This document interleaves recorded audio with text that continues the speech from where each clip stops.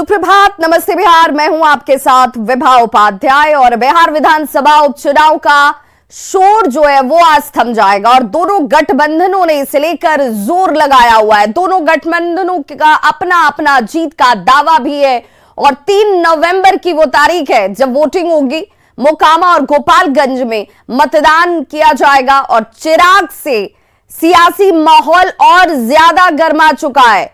प्रचार करने के लिए मुख्यमंत्री नीतीश कुमार मोकामा नहीं जाएंगे, लेकिन एक वीडियो जारी कर उन्होंने वोट की अपील जरूर कर दी है।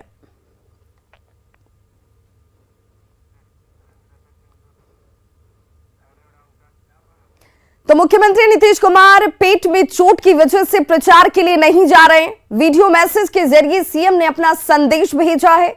दूसरी तरफ एलजेपी सांसद चिराग पासवान के बीजेपी उम्मीदवारों के पक्ष में प्रचार करने से सियासी माहौल गर्मा गया है। यह चुनाव तय करेगा इस देश का भविष्य। भाजपा वाले लोग जानता है कि लालू जी का घर का स्टेशन है। बिहार में आजकल उपचुनाव के प्रचार का जोर और बयानों का शोर खूब सुनाई दे रहा है। प्रचार खत्म होने में चंद घंटे ही बाकी हैं। दोनों गठबंधनों ने अपने अपने उम्मीदवारों को जिताने के लिए एड़ी से चोटी तक का जोर लगा दिया है। बिहार की चुनावी फिजा तब और ज्यादा गर्म हो गई जब बीजेपी उम्मीदवारों के लिए प्रचार करने एलजेपी सांसद चिराग पासवान भी मैदान में उतर पड़े। बिहार के मुख्यमंत्री नीतीश कुमार ने चिराग पासवान को बच्चा कहा, साथ ही ये भी कह दिया कि वो बीजेपी की बी टीम है। ये उन्हें पहले से पता है। किसको बहाना मिला? वो तो था ही सब दिन। अब आपको मालूम नहीं है कि उसके पिताजी का कितना हमने किया था,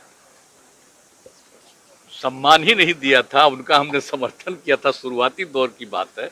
अभी सब तो बच्चा न है जी। बेहवा तो दूसरा वहां जाके दिल्ली में न किए हैं। चिराग पासवान के बीजेपी के लिए प्रचार करने पर डिप्टी सीएम तेजस्वी यादव ने भी निशाना साधा। तेजस्वी ने कहा, प्रचार के लिए दूसरे राज्यों से भी नेताओं को बुलाया जा रहा है। ये बीजेपी की हताशा को दिखाता है। पड़ोसी राज्यों से लोगों को बुलवाया जा रहा है। जो बाहरी लोग हैं उनको जो है चुनाव प्रचार के लिए बुलाया जा रहा है। तो आप समझ सकते हैं ना, अब पता नहीं कौन कौन लोग आएगा, अब कौन कौन लोग प्रचार करेगा। उस सब लोगों का अपना अधिकार है, अपना प्रचार करता रहता है। यानी स्पष्ट हो गया कि हालत जो है एनडीए की वो नाजुक है। बयानों के तीर एनडीए की तरफ से भी चले। चिराग पासवान ने आरजेडी और जेडीयू गठबंधन को बेमेल करार देते हुए आरजेडी उम्मीदवार के पक्ष में नीतीश कुमार के प्रचार न करने पर निशाना साधा। जदयू के राष्ट्रीय अध्यक्ष जिनकी वजह से आज आनंद जी इस परिस्थिति में, और कल तक वो उनको क्या कुछ नहीं कहते थे, और आज भी गठबंधन में ईमानदारी है। बगल में रहने वाले मुख्यमंत्री नीतीश कुमार जी अपने पाँव की चोट का हवाला देके यहाँ नहीं आते, तो अपने में दर्शाता ये कोई ईमानदार गठबंधन नहीं है। और देखिए गठबंधन के मायने भी नहीं हकीकत। तो वहीं विधान परिषद के नेता प्रतिपक्ष सम्राट चौधरी ने सीएम नीतीश कुमार को चुनाव लड़ने की चुनौती दे डाली। चिराग पासवान एक लोजपा के नेता है और उनके पास वोट है। अरे नीतीश कुमार जी, आपके पास कौन वोट है? आप अकेले चुनाव लड़के देखिए, हिम्मत है तो। आपके पास तो जमानत बचाने के लिए भी वोट नहीं है। वैसे तो ये उपचुनाव है और बिहार में 2 सीटों पर ही हो रहा है, लेकिन प्रचार में जिस ढंग से दोनों गठबंधनों ने जोर लगाया है, उससे तो यही लगता है कि सियासी दल इसे सेमीफाइनल की फाइट के तौर पर देख रहे हैं। न्यूज़ 18 के लिए पटना से शैलेंद्र और बाढ़ से अनिरुद्ध के साथ ब्यूरो रिपोर्ट। तो गोपालगंज और मोकामा विधानसभा सीट पर 3 नवंबर को उपचुनाव होने हैं और आज चुनाव प्रचार का आखिरी दिन है। स्वास्थ्य कारणों से सीएम नीतीश कुमार ने चुनाव प्रचार नहीं किया। हालांकि सीएम ने दोनों ही सीटों पर जीत का दावा जरूर किया है। साथ ही सीएम ने एक बार फिर से कहा कि 2017 में गलती हो गई थी, अब हम लोग फिर एनडीए छोड़कर वापस अपने जगह पर आ चुके हैं। फिर हम लोग उसको छोड़ करके फिर आ गए वापिस अपना जगह पर। अब इसलिए कुछ नहीं, अब इसको बढ़ावा देना, समझ गए। बीजेपी दावा कर रही है कि दोनों सीट जीतने जा रही है। चुनाव में दोनों सीट आप जा रहे हैं चुनाव प्रचार, देखिए, 2 तो दिन बचा जनता है। मालिक है, हम इस सब पर कुछ नहीं कहते हैं। मालिक है जनता, लेकिन जो हम लोगों को वहाँ के लोगों ने बताया है तो उसमें बिल्कुल ही राष्ट्रीय जनता दल के जो लोग हैं आरजेडी के, दोनों जगह पर जीतने जा रहे हैं। ये सब सारी बात है, हमारी भी बात होती रहती है। देखिए, हमारा तो थोड़ा सा ये खराब हो गया, इसके चलते हम वहाँ प्रचार में नहीं जा पाए, लेकिन ऐसे भी हमारी बातचीत तो होती। मोकामा विधानसभा सीट का उपचुनाव बेहद दिलचस्प हो चुका है। बीजेपी और आरजेडी के लिए ये नाक की लड़ाई से ज्यादा मोकामा का चुनाव 2 बाहुबलियों के बाहुबल का लिटमस टेस्ट बन गया है, जहां पूर्व बाहुबली विधायक अनंत सिंह आरजेडी से अपनी पत्नी को मैदान में उतारकर मोकामा पर कब्जा बरकरार रखना चाहते हैं, तो दूसरे बाहुबली ललन सिंह अपनी पत्नी को बीजेपी के टिकट पर मैदान में उतारकर मोकामा में अपना दमखम दिखाना चाहते हैं।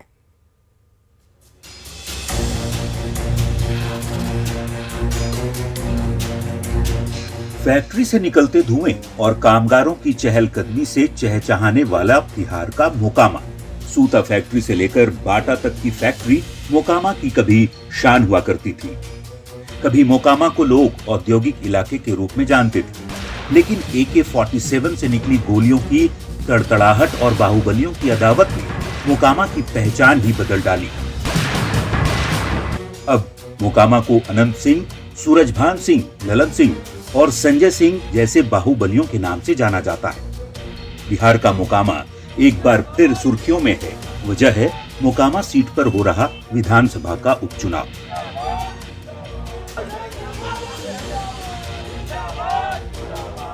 पूर्व बाहुबली विधायक अनंत सिंह की विधायकी जाने की वजह से मोकामा में उपचुनाव हो रहा है। मोकामा की जंग बाहुबली वर्सेस बाहुबली की हो चुकी है। भूमियारों के गढ़ में 2 बाहुबलियों की पत्नियां आमने सामने हैं। अनंत सिंह ने पत्नी नीलम सिंह को आरजेडी के टिकट पर मैदान में उतारा, तो बीजेपी ने दूसरे बाहुबली ललन सिंह की पत्नी सोनम देवी को टिकट दे दिया। 2005 से मोकामा को लोग छोटे सरकार यानी अनंत सिंह के मोकामा के रूप में जानते हैं। वही अनंत सिंह जो कभी गले में अजगर लपेटकर तो कभी बग्घी से विधानसभा पहुंचकर चर्चा में बने रहे। अनंत सिंह के सामने पत्नी के जरिए मोकामा में जीत दर्ज कर अपना वर्चस्व बचाए रखने की चुनौती है।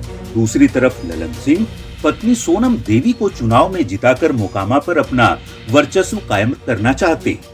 ललन सिंह पूर्व बाहुबली सांसद सूरजभान के करीबी माने जाते हैं। वही सूरजभान जिसने साल 2000 में अनंत सिंह के भाई दिलीप सिंह को जेल में रहते हुए विधानसभा का चुनाव हरा दिया था। मोकामा का चुनाव अनंत सिंह और ललन सिंह ही नहीं बल्कि नीतीश तेजस्वी की जोड़ी के साथ ही बीजेपी के लिए भी नाक की लड़ाई बन चुकी है। दोनों ही गठबंधनों ने अपने अपने उम्मीदवारों के प्रचार में एड़ी चोटी का जोर लगा दिया। बीजेपी ने मोकामा में केंद्रीय मंत्री नित्यानंद राय के साथ विधायकों की पूरी टीम उतार दी, तो महागठबंधन के तमाम मंत्रियों ने आरजेडी उम्मीदवार के लिए वोट मांगे। सबसे ज्यादा चर्चा उस रोड शो की रही जो जेडीयू के राष्ट्रीय अध्यक्ष ललन सिंह ने अनंत सिंह की पत्नी नीलम देवी के लिए किया। नीलम देवी ने पिछला लोकसभा चुनाव ललन सिंह के ही खिलाफ लड़ा था। अनंत के जेडीयू छोड़ने के बाद ललन सिंह और अनंत सिंह की अदावत की खूब चर्चा हुई। दोनों तरफ से एक दूसरे पर जुबानी हमले हुए। अनंत सिंह ने ललन सिंह के खिलाफ पत्नी को लोकसभा का चुनाव तक लड़वा दिया। लेकिन राजनीति में कोई स्थायी दोस्त और दुश्मन नहीं होता। ललन सिंह के रोड शो से ये साबित हो गया। मोकामा का इतिहास रहा है, हारने वाला भी भूमियार जाति का होता है और जीतने वाला भी भूमियार जाति का ही। अनंत सिंह की पत्नी को जहां लालू नीतीश के वोट बैंक का आसरा है, तो सोनम देवी मोदी लहर के भरोसे है। जनता का आशीर्वाद किस बाहुबली को मिलता है, ये तो 6 नवंबर को पता चल जाएगा। वैसे नीलम देवी जीतेगी या सोनम देवी, मोकामा की पहचान नहीं बदलने वाली। Bureau report, news 18। तो वहीं गोपालगंज सदर सीट पर भी उपचुनाव हो रहा और वैसे तो मुकाबला बीजेपी के पूर्व विधायक दिवंगत सुभाष सिंह की पत्नी कुसुम देवी और आरजेडी के उम्मीदवार मोहन प्रसाद गुप्ता के बीच है, लेकिन पूर्व मुख्यमंत्री राबड़ी देवी के भाई साधु यादव की पत्नी इंदिरा देवी ने बीएसपी के टिकट पर मैदान में उतरकर इस लड़ाई को बेहद दिलचस्प बना दिया है।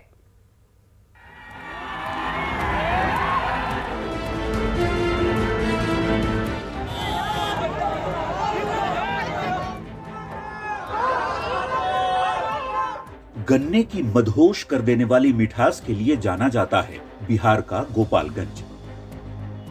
आजकल गोपालगंज उपचुनाव को लेकर चर्चा में है। गोपालगंज का उपचुनाव कई मायने में अहम है। जेडीयू के महागठबंधन में शामिल होने और नए गठबंधन की सरकार के गठन के बाद से नीतीश कुमार की पहली चुनावी परीक्षा है। वो लोग कभी काम किया है, अब हम लोग हैं काम करेंगे। परीक्षा बीजेपी के सामने भी अपनी सीट बचाने की है, तो वहीं गृह जिला होने की वजह से लालू और तेजस्वी के लिए भी गोपालगंज उपचुनाव किसी परीक्षा से कम नहीं। बीजेपी विधायक सुभाष सिंह की मौत के बाद खाली हुई गोपालगंज सदर सीट पर मुख्य मुकाबला बीजेपी उम्मीदवार दिवंगत सुभाष सिंह की पत्नी कुसुम देवी और आरजेडी उम्मीदवार मोहन प्रसाद गुप्ता के बीच है। बीजेपी उम्मीदवार कुसुम देवी को दिवंगत पति की लोकप्रियता की वजह से लोगों की सहानुभूति का भरोसा है, तो आरजेडी उम्मीदवार मोहन प्रसाद गुप्ता को जेडीयू आरजेडी गठबंधन के संयुक्त वोट का आसरा है। लेकिन आरजेडी उम्मीदवार मोहन प्रसाद गुप्ता की मुश्किलें दो लोगों ने बढ़ा रखी है। पहली हैं बीएसपी उम्मीदवार इंदिरा देवी और दूसरे हैं एआईएमआईएम समर्थित उम्मीदवार अब्दुल सलाम। इंदिरा देवी राबड़ी देवी के भाई साधु यादव की पत्नी है, यानी डिप्टी सीएम तेजस्वी यादव की मामी है। और गोपालगंज में साधु यादव की पॉपुलैरिटी का अंदाजा इसी बात से लगाया जा सकता है कि 2020 में बीएसपी से चुनाव लड़ाकर उन्होंने महागठबंधन उम्मीदवार को तीसरे स्थान पर धकेल दिया था। बीजेपी जहां अपनी सीट को बचाने के लिए एड़ी चोटी का जोर लगा रही है, तो महागठबंधन के सामने ये चुनाव नीतीश तेजस्वी की जोड़ी के लिए लिटमस टेस्ट से कम नहीं। जनता किसे अपना आशीर्वाद देती है, ये तो 6 नवंबर को ही पता चलेगा। Bureau report, news 18।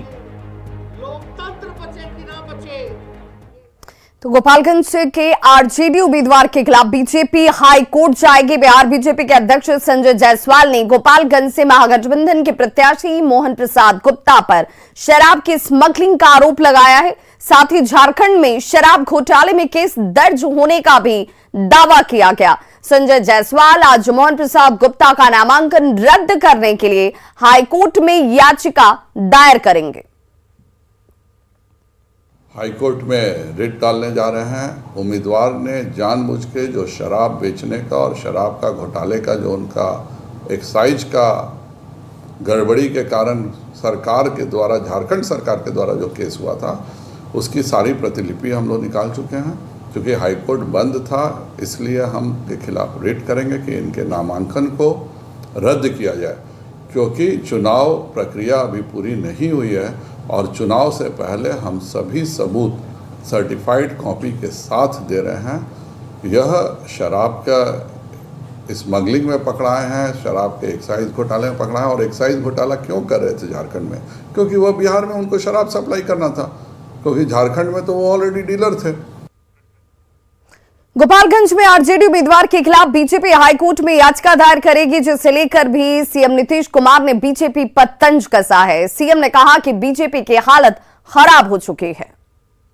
बीजेपी से रीट दाखिल करने जा रही है गोपालगंज के प्रत्याशी के खिलाफ सर, कह रही है कि उन पर आपराधिक जो मामला उन्होंने छुपाया है, रीट दाखिल करने जा रही है। अभी सब कोई मतलब है, इसका क्या देना कैंडिडेट होता है, क्या होता है, उसके बारे में कोई ये सब चीज कर रहा है। ये सब चीज का तो अपना जो कर रहा है कोई को कर रहा है। आज आपको मालूम नहीं है कितने लोगों पर कितना कंप्लेंट हो जाता है, तो सब तो अलग चीज है, उससे कोई मतलब। अब आप देख रहे हैं कि आजकल कितना बोलते रहते हैं, हम लोग पर कैसा कैसा बात बोलते रहते हैं, तब देख ही न रहे हैं कि उनकी हालत खराब हो चुकी है।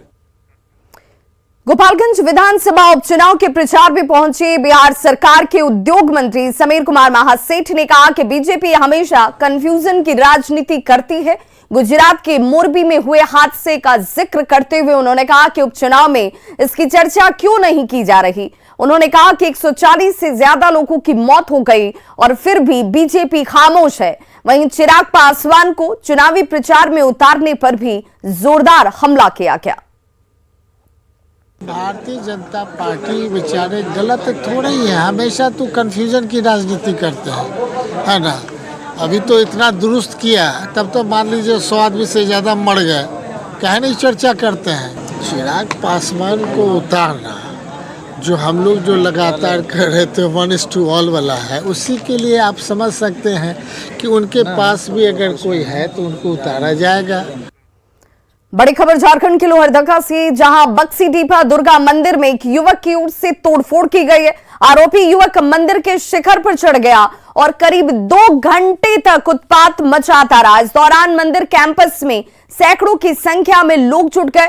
वहीं पुलिस भी मौके पर पहुंची और आरोपी को उतारने की कोशिश में लग गई। तस्वीरें आपके सामने एक्सक्लूसिव इस वक्त, जहां पर मंदिर की चोटी पर यह युवक चढ़ जाता है। मंदिर में इसकी तरफ से तोड़फोड़ की गई। हिंदू समाज के लोगों में इसे लेकर आक्रोश देखा गया। करीब 2 घंटे की मेहनत के बाद आरोपी युवक को शिखर से नीचे उतारा गया और इसके बाद पुलिस ने इस आरोपी को हिरासत में लिया है। आरोपी युवक है वो जवाल निवासी तुलसी उरांव के रूप में इसकी पहचान की गई है और उससे सदर थाने में पूछताछ की जा रही है। इधर तनाव को देखते हुए मंदिर के पास भारी संख्या में पुलिस बल की तैनाती की गई है।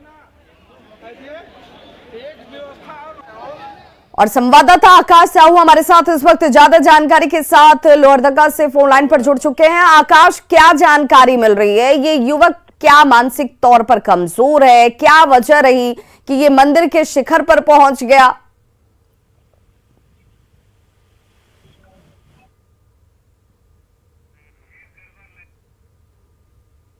तो 2 तस्वीरें आपके टीवी स्क्रीन पर। पहली तस्वीर उस युवक की जो मंदिर के शिखर पर पहुंच जाता है, हो हंगामा किया गया, तो फोड़ कुछ की गई है जो जानकारी सामने आ रही है। और इसी तनाव के मद्देनजर पुलिस की तरफ से तैनाती भी यहां बड़ी संख्या में पुलिसकर्मियों की कर दी गई है। हालांकि काफी मशक्कत के बाद इस युवक को नीचे उतारा गया और पुलिस अब अपने हिरासत में लेकर इससे पूछताछ कर रही है।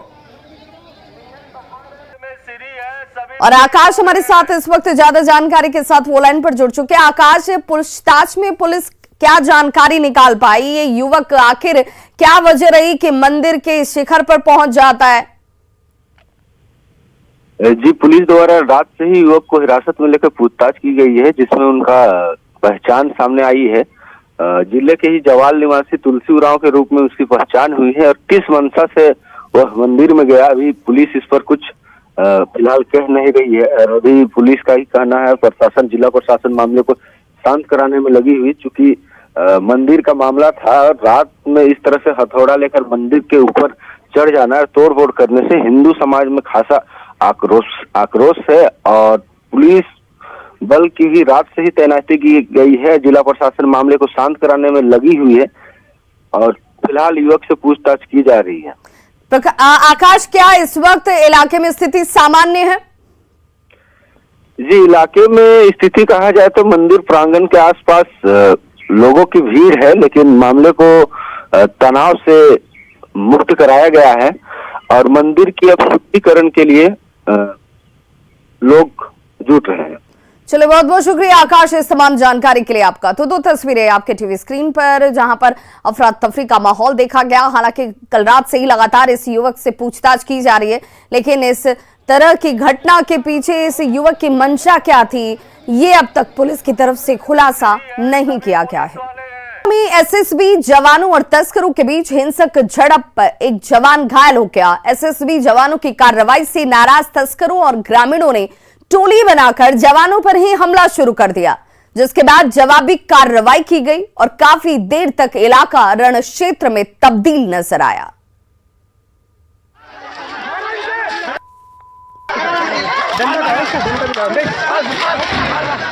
एसएसबी जवानों और ग्रामीणों के बीच पकड़ा पकड़ी और हिंसक झड़प की ये तस्वीर अररिया के फारबिसगंज की है। जब एसएसबी जवानों ने गेहूं लदे ट्रक को नेपाल जाने से रोका तो तस्करों ने ऐसा हिंसक तेवर दिखाया कि घटनास्थल रणभूमि में तब्दील हो गया। ग्रामीणों और एसएसबी जवानों के बीच तीखी नोकझोंक और हिंसक झड़प के बाद पकड़ा पकड़ी और भागम भाग का खेल शुरू हो गया। चंदामोहन गांव के नो मैंस लैंड पर एसएसबी जवानों की कार्रवाई से नाराज ग्रामीणों ने पहले तो विरोध में सड़क को जाम करने की कोशिश की और जब जाम हटाने की कार्रवाई शुरू हुई तो ग्रामीण सीधे जवानों से भिड़ गए, जिसके बाद हालात जैसे बेकाबू हो गए। जवानों ने ग्रामीणों को दौड़ा दौड़ा कर पीटना और पकड़ने की कार्रवाई शुरू कर दी तो दूसरी ओर से भीड़ ने जवानों पर पथराव कर दिया और दोनों तरफ से जमकर लाठी डंडे बरसाए गए। इसी दौरान सड़क पर गिरने से एक जवान घायल भी हो गया।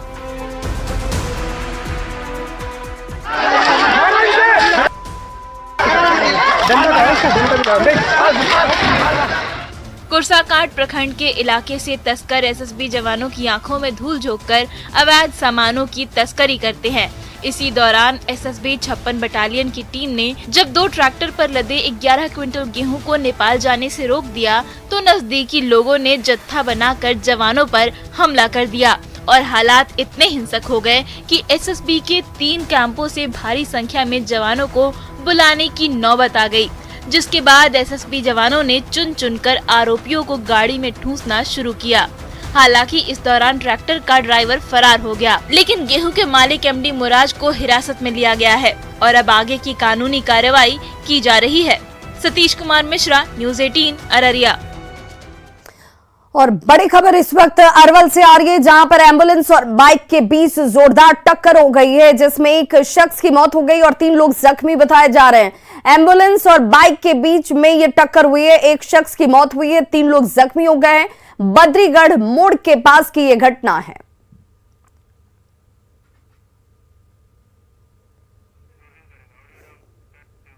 तो खबरों का सिलसिला लगातार जारी है। आप देखते रहिए न्यूज़ 18 बिहार झारखंड, यहां खबरों का सिलसिला कभी नहीं थमता।